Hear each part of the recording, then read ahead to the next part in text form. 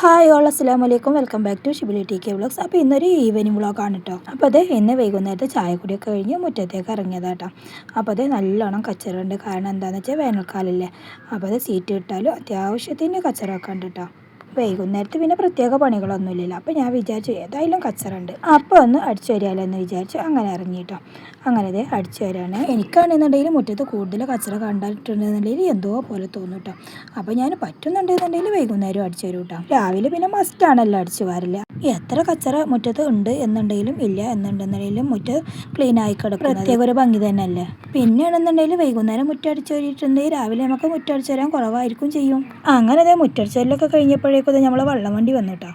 വെള്ളമൊക്കെ വാങ്ങി വെച്ചതിന് ശേഷം നമ്മളെ ഷിബിലി മോന് നമ്മളെ അടുത്ത ഫാമിലി വീട്ടിൽ നിന്ന് ഇത് അവനക്കൊരു കടുവിനെ കിട്ടിയിരുന്നു കേട്ടോ. അവിടുത്തെ വീട്ടിൽ പിന്നെ കിണർ ക്ലീൻ ആക്കിയപ്പോൾ കിട്ടിയതാണ് കേട്ടത്.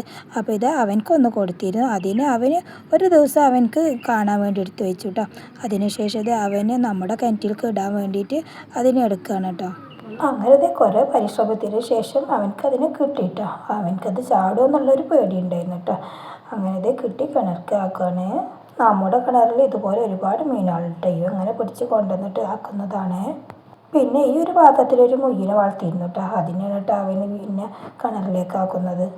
ഇവനെന്താ ചെയ്യാന്നറിയാം, മീനൊക്കെ അങ്ങനെ പിടിച്ച് കൊണ്ടുവരുന്നിട്ട് കുറേ ദിവസം അവൻ്റെ അക്വേറിയത്തിലും അല്ലാന്നുണ്ടെങ്കിൽ ഇങ്ങനെ പാത്രങ്ങളിലൊക്കെ ആക്കി വെക്കും കേട്ടോ.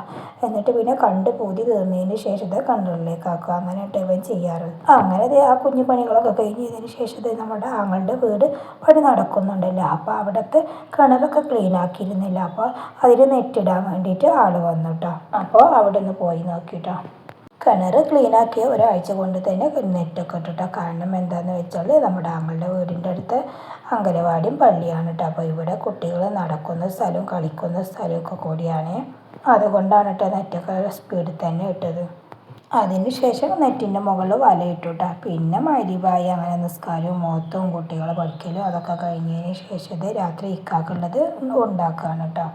ഇന്ന് ഇക്കാക്ക് ഉണ്ടാക്കുന്നത് രാഗിപ്പൊടി കൊണ്ട് പുട്ടാണ്. അപ്പോൾ ആദ്യം തന്നെ കുറച്ച് പൊടി എടുത്തുകൊണ്ട് കുറച്ച് പച്ചവെള്ളത്തിൽ ഉപ്പിട്ടുകൊണ്ട് ഇങ്ങനെ ഒന്ന് നനച്ച് വെച്ചു കേട്ടോ. അതിന് ശേഷം കുറേശ്ശെ തേങ്ങ കുറേശ്ശെ പുട്ട് ആ രീതിയിൽ അങ്ങനെ ഓരോരോ കഷ്ണങ്ങൾക്ക് വേണ്ട കുറേശ്ശെ അങ്ങനെ ഇട്ട് കൊടുക്കുകയാണ്. രാഗിപ്പൊടി കൊണ്ട് പുട്ടുണ്ടാക്കുമ്പോൾ ഒരു പ്രത്യേക ടേസ്റ്റാണല്ലേ.